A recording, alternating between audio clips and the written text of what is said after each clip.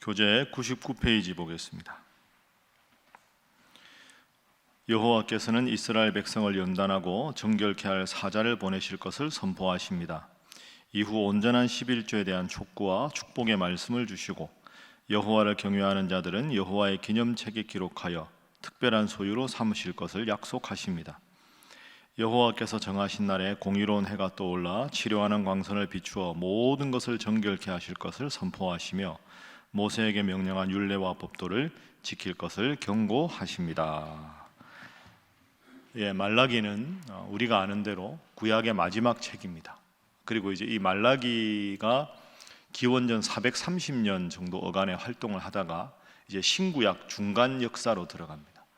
그러니까 그때부터 예수님이 태어나신 것, 수요일에 제가 여러분들과 말씀을 나누었지만 BC 3년 정도 됩니다. 그러니까 말라기부터 예수님 오실 때까지, 더 정확하게 말하면 세례 요한이 예수님을 예언할 때까지 약 400년간은 영적인 암흑기가 이제 시작이 되고 그걸 이제 끝내고 예수님께서 오시는 거죠. 자, 오늘 우리 3장의 1절 말씀 3장 1절 다 함께 읽어봅니다. 시작. 만군의 여호와가 이르노라 보라 내가 내 사자를 보내리니 그가 내 앞에서 길을 준비할 것이요 또 너희가 구하는 바 주가 갑자기 그의 성전에 임하시리니 곧 너희가 사모하는 바 언약의 사자가 임하실 것이라. 아멘. 하나님 말씀하셨습니다. 보라 내가 내 사자를 보내겠다. 이게 장기적인 안목에서 내 사자가 누굴까요? 내 사자를 보내리니 그가 내 앞에서 길을 준비할 것이다. 그러니까 예수님의 길을 예비하는 사람, 세례 요한입니다. 세례 요한. 그리고 또 하나 참 의미가 있는 게 내 사자를 보내리니 했는데 내 사자가 히브리어로 뭡니까? 말라기입니다. 말라기. 그죠? 나의 사자. 그러니까 사실 우리 모두는 영적인 의미로 말라기가 되는 거죠. 주님께서 말씀하시는 것을 나를 통해서 전달될 때 내가 말라기가 되는 겁니다. 그죠? 넓은 의미로 보면 내 사자를 보내리니 이 내 사자에 대한 구체적인 설명이 4장 말미에 나옵니다. 자, 4장 5절. 자, 4장 5절 함께 읽어봅니다. 시작. 보라 여호와의 크고 두려운 날이 이르기 전에 내가 선지자 엘리야를 너희에게 보내리니. 아멘. 여호와의 크고 두려운 날은 구원의 복음을 말하는 겁니다. 어제 우리가 말씀을 나눈 대로 심판이 구원입니다. 우리가 예를 들어서 어제 나눈 대로 학생들이 시험을 치른다 하는 것은 시험을 통해서 공부를 잘 못한 아이들을 처벌하기 위해서 시험을 보는 게 아니라 공부한 내용을 잘 평가해서 자기 것으로 삼기 위해서 하는 거죠. 그러니까 사실은 시험은 잘 보면 기쁘고 못 보면 반성하게 되는 겁니다. 그러니까 4장 5절에 여호와의 크게 두려운 날이라는 말은 예수님께서 이제 400여 년 후에 하나님께서 예수님을 보내실 텐데 그분을 믿으면 구원을 받고 그분을 믿지 않으면 심판을 받게 될 것이다. 그 일을 위해서 먼저 엘리야를 보내겠다. 그럼 여기 엘리야가 누굴까요? 세례 요한이 되는 거죠. 그래서 말라기 마지막은 이게 참 의미가 있습니다. 구약의 마지막 책은 예수님께서 오실 것이고 예수님의 오심을 준비하는 엘리야에 해당되는 예언자가 선지자가 있을 것이다. 그가 바로 세례 요한이다. 그러니까 이 구약과 신약은 짝을 이루고 있습니다. 구약에 다 약속을 하고 신약의 성취가 되는 거죠. 여러분 이걸 좀 넓은 의미로 한번 생각해 볼까요? 우리 모두는 사실은 다 세례 요한이 되어야 합니다. 나를 통해서 예수님을 전하고 나를 통해서 예수님의 이름을 높이고 그래서 주님을 믿게 해서 누군가가 주님의 제자가 되고 그 일을 잘 준비한 사람이 세례 요한이죠. 그 참 하나님 말씀이 위대한 말씀입니다. 그러니까 넌저시 오늘 구약의 마지막 책을 통해서 여러분 한 분 한 분이 나의 사자인 말라기가 되십시오. 여러분 한 분 한 분이 400년 후에 오실 예수님을 준비하고 누구에게 예수님을 구원자로 소개하는 세례 요한의 역할을 하십시오. 이렇게 마무리를 하고 있는 거죠. 첫 번째 오늘 기도 제목은 늘 주님께 영광 돌리는 삶을 살게 하소서 하는 것입니다. 늘 주님께 영광 돌리는 삶을 살게 하소서. 누구처럼입니까? 말라기처럼, 세례요한처럼. 그러니까 그렇게 살아가라 하고 구약을 딱 마무리하고 신약 넘어가서 마태복음 1장 1절에 아브라함과 다윗의 자손 예수 그리스도의 계보라 하면서 예수님이 본격적으로 우리에게 이제 소개가 되는 거죠. 그러니까 6월 6일 날 다음 주 월요일부터 이제 말씀 삼독을 하게 됩니다. 여러분, 우리의 평생이 내가 인생의 주인공이 아니고 내가 내 삶의 주인이 아니라 세례요한처럼 말라기처럼 늘 주님을 높이고 조연의 역할에 기뻐하고 만족함으로 우리 주님께서 여러분을 보시고 흐뭇하게 여기시고 복에 복을 더하시는 우리 신일의 모든 성도들이 되시기를 주님 이름으로 축복합니다. 자, 그런데 이 당시에 사람들이 하나님께 돌아오지 않고 회개하지 않았다고 말씀드렸습니다. 하나님의 간절한 부탁이 나옵니다. 자, 3장 7절 말씀 보겠습니다. 3장 7절 함께 읽습니다. 시작. 만군의 여호와가 이르노라 너희 조상들의 날로부터 너희가 나의 규례를 떠나 지키지 아니하였도다. 그런즉 내게로 돌아오라. 그리하면 나도 너희에게로 돌아가리라 하였더니 너희가 이르기를 우리가 어떻게 하여야 돌아가리까 하는도다. 아멘. 어제 우리가 말라기 말씀 읽었죠. 말라기가 어떤 메시지를 주로 정합니까? 포로에서 돌아와서 성전 건축을 합니다. 이스라엘 백성들은 성전 건축만 하면 복이 저절로 들어올 줄 알았는데 성전 건축을 해도 복이 안 오는 겁니다. 자기들이 원하는 때. 그러니까 형식적으로만 제사를 드리고 형식적으로만 하나님 앞에 제사를 드리고 그 다음에 제사장들도 타락하고 위정자들도 타락하고 온갖 타락이 있는 상황에서 말라기가 겉으로 드러나는 성전만 짓는 게 중요한 게 아니라 마음의 성전을 짓고 하나님께 온전한 제사, 온전한 제물을 하나님 앞에 바쳐야 합니다. 아니 겉으로만 성전 지었다고 복 달라고 하는 이런 잘못된 행태를 하나님 앞에 회개하십시오. 이게 말라기 예언자의 중요한 교훈이었습니다. 오늘 7절 보십시오. 하나님 말씀하십니다. 너희가 나의 규례를 떠나 지키지 아니하였도다. 형식적으로만 제사를 드렸다. 그런즉 내게로 돌아오라. 그리하면 나도 너희에게로 돌아가리라. 이게 참 하나님의 안타까운 외침입니다. 따라해 보실까요? 그런즉 내게로 돌아오라. 그리하면 나도 너희에게로 돌아가리라. 너희가 내게로 돌아오라. 그래야 내가 너희에게 복을 주겠다. 그러면 이 이스라엘 백성들은 우리가 성전 짓고 다 하지 않습니까? 뭘 우리가 못 돌아왔습니까? 저희가 못한 게 뭡니까? 고개를 빳빳하게 들고 하나님 앞에 외치겠죠. 너희가 내게로 돌아오라. 너희는 돌아오지 않았다. 이게 하나님 관점이고 우리는 이미 성전 짓고 돌아왔는데 왜 그러십니까? 그럼 하나님 뭐라고 말씀하시는가 잘 보십시오. 3장 8절 사람이 어찌 하나님의 것을 도둑질하겠느냐? 그러나 너희는 나의 것을 도둑질하고도 말하기를 우리가 어떻게 주의 것을 도둑질하였나이까 하는도다. 이는 곧 11조와 봉헌물이라. 그러니까 제물을 드릴 때 어제 저는 것, 병든 것 그런 것 드렸지요. 9절 온 나라가 나의 것을 도둑질하였으므로 너희가 저주를 받았다. 10절 자 함께 읽습니다. 시작. 만군의 여호와가 이르노라 너희의 온전한 11조를 창고에 들여 나의 집에 양식이 있게 하고 그것으로 나를 시험하여 내가 하늘 문을 열고 너희에게 복을 쌓을 곳이 없도록 붙지 아니하나 보라. 아멘. 이 3장 10절이 우리의 그 봉헌, 헌금 생활에 대해서 제일 잘 알려진 구절입니다. 그런데 여러분 이 10절의 정확한 의미를 아셔야 됩니다. 10절의 시작은 7절입니다. 그죠? 내게로 돌아오라. 우리가 돌아왔지 않습니까? 아니다. 너희는 지극히 형식적으로만 나에게로 돌아왔다. 요즘 우리 표현으로 하면 예배당에 가서 제가 예배 드리지 않습니까? 하나님은 몸만 오면 뭐하냐? 마음이 내게서 떠났는데 몸만 오면 뭐하냐? 억지로 마지못해 하나님 앞에 헌금하고 너의 마음은 나에게서 떠났고 껍데기만 남았는데 어떻게 너희가 나를 섬긴다고 할 수 있느냐? 이렇게 말씀하시는 거죠. 그 8절에 나의 것을 도둑질했다. 그 구체적인 것이 11조와 봉헌물이다.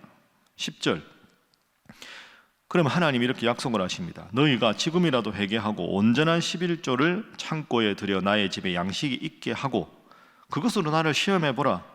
하나님 앞에 정말 감사하는 마음으로 예물을 드려보라. 그러면 내가 하늘 문을 열고 너희에게 복을 쌓을 곳이 없도록 붙지 아니하나 보라. 그러니까 여러분, 이게 중요한 겁니다. 봉헌에 대한 아주 중요한 구절이 나오는 거죠. 한번 따라해 보시죠. 봉헌은 물질이 아니라 마음이다. 이게 말라기의 봉헌에 대한 가르침입니다. 마음이 내게서 떠났기 때문에 마지 못해서 11조 하는데 제일 낮은 거, 병든 거, 다리 저는 가축 이런 거 해놓고는 다 했다. 그러니까 지금 이스라엘 백성들은 어떤 마음이냐 하면 하나님 앞에 바쳐야 될 건 바치는데 아까우니까 그냥, 그러니까 이제 경제적 관념으로 봉헌을 하는 것이고, 하나님은 내가 뭐 돈이 필요하겠냐, 가축이 필요하겠냐, 너희의 마음을 보고 싶은데 마음이 다 떠난 상태에서 껍데기만 남은 것 내가 받지 않겠다. 그러면 너희가 정말로 마음을 다해서 나에게 기쁜 마음으로 정성을 다해서 바쳐보라. 그렇게 하면 내가 너희에게 복을 주어서 복을 더 이상 쌓을 곳이 없을 정도로 아낌없이 너희에게 복을 주겠다. 이렇게 말씀을 하셨습니다. 이번에도 한번 따라 하시죠. 봉헌은 내가 복받는 지름길이다. 여러분 믿습니까? 이게 중요합니다. 그러니까 헌금의 액수가 중요한 게 아니죠. 봉헌을 할 때 하나님 은혜 감사하는 마음이 있으면, 아니 소득이 적으면 적게 해도 되는 것이고 하나님이 많이 주셨으면 많이 해도 되는 거죠.